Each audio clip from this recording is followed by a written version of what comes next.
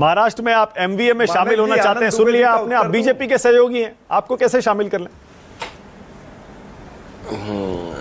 देखिए मानक भाई, मैंने सुना पूरा। मानक भाई 3 जगह चुनाव है, यूपी, झारखंड, महाराष्ट्र। इंशाल्लाह तीनों जगह पे मजलिस लड़ेगी। कितने पे लड़ेगी, क्या लड़ेगी, वो तो आपको खबर पड़ जाएगी। महाराष्ट्र में चुनाव है, 20 तारीख को पोलिंग है, 23 तारीख को रिजल्ट आने। अब हमने पहले इनको लेटर लिख के दे दिया। हमारे पार्टी के जो महाराष्ट्र के सदर थे इम्तियाज भाई, उन्होंने लेटर लिखा महाविकास आघाड़ी को, देखिए आपके हमारा इंटेंशन अगर यही है, अगर आपका भी इंटेंशन है ये कि बीजेपी को हराना है, तो आइए कांधे से कांधा मिलकर लड़ेंगे एक साथ और बीजेपी को हराएंगे। मगर एरोगेंस से इनने अब तक हमको जवाब नहीं दिया, कुछ नहीं दिया, मगर हम लोग तो लड़ रहे हैं। अब हमारे लिए मानक भाई 2 है। एक तरफ महायुति की सरकार है जिसमें अजीत पवार, शिंदे गट और फडणवीस ये है, और दूसरी तरफ हमारे लिए महाविकास आघाड़ी, इसमें सेना, उद्धव ठाकरे की सेना है, जिसमें कांग्रेस है और एसपी वगैरह सब है।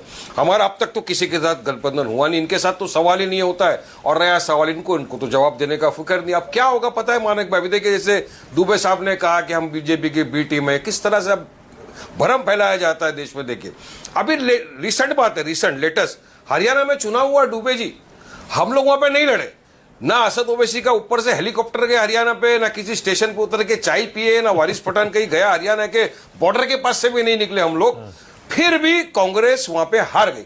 अब किसको इसका ठिकरा डालेंगे आप, किसके सर पे ठिकरा फोड़ेंगे आप इसका?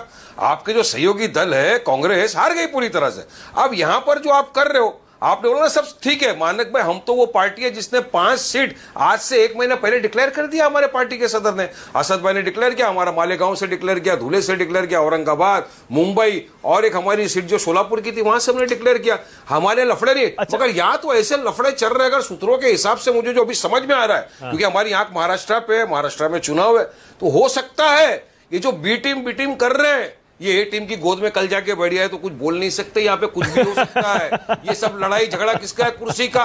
किस्सा कुर्सी का, किस्सा कुर्सी के लिए छोड़ा गया था, अगर फिर से कुर्सी की लालच दे दी गई तो डुबे जी कल से मानक भाई आपको इस तरफ दिखेंगे डिबेट की। अच्छा वारिस पठान, वारिस पठान, आज के टॉपिक पर मैं चाहता हूं उस पर भी आप बोलिए, क्योंकि कांग्रेस के साथ आपने भी बहुत करीब से अपनी राजनीति एक समय पे की थी, यूपीए में शामिल थे एक समय आप, आपकी पार्टी यूपीए का हिस्सा थी, उसके बाद अलग हो गई। मैं ये समझना चाह रहा हूं, क्या वाकई कांग्रेस का केंद्रीय नेतृत्व छोटे दलों को हल्के में ले रहा है क्या, या फिर ये रीजनल पार्टी कांग्रेस की रीजनल लीडरशिप है, लोकल लीडरशिप है जो दिक्कतें पैदा करती है सहयोगियों के लिए? देखिए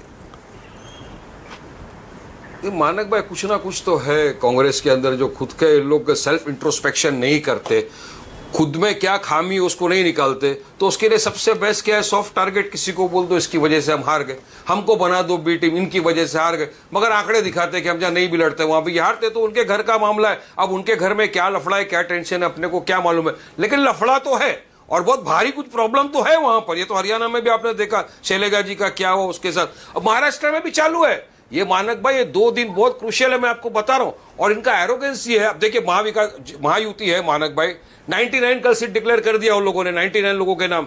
आप मेरे को बताओ, मोदी जी तो बात करते हैं सबका साथ, सबका विकास, सबका विश्वास की, एक भी मुसलमान को दिया क्या टिकट?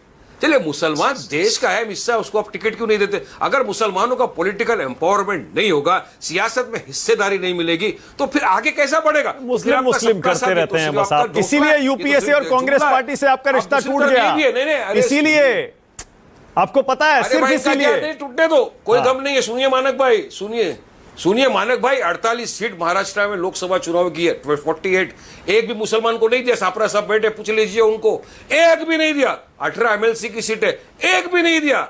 अभी भी मुझे डाउट है कि ये मुसलमानों को टिकट नहीं देंगे। इनको 90% मुसलमानों के वोट चाहिए, मगर करना कुछ नहीं है मुसलमानों के लिए इनको। अभी रिसेंटली मुसलमानों ने भर के वोट दिया है मानक भाई लोकसभा में, हम तो नहीं लड़े थे, इनको दिया वोट। अब जब लेकिन वक्फ बिल 2024 पार्लियामेंट में इंट्रोड्यूस हुआ मानक भाई, ये डुबे जी के 9 सांसद जो चुन के गए, मुसलमानों के वोट से चुने गए, जो पार्लियामेंट में गए, 9 के 9 गायब हो गए। कहां गए थे? पूछो डुबे जी को, चाय पीने गए थे, नाश्ता करने गए थे, क्यों चले गए? जब मुसलमानों की हक की बात आई, खामोश। हमारे हुजूर के शान में गुस्ताखी हो गई। सुशीबेन शाह, मानक भाई 10 सेकंड,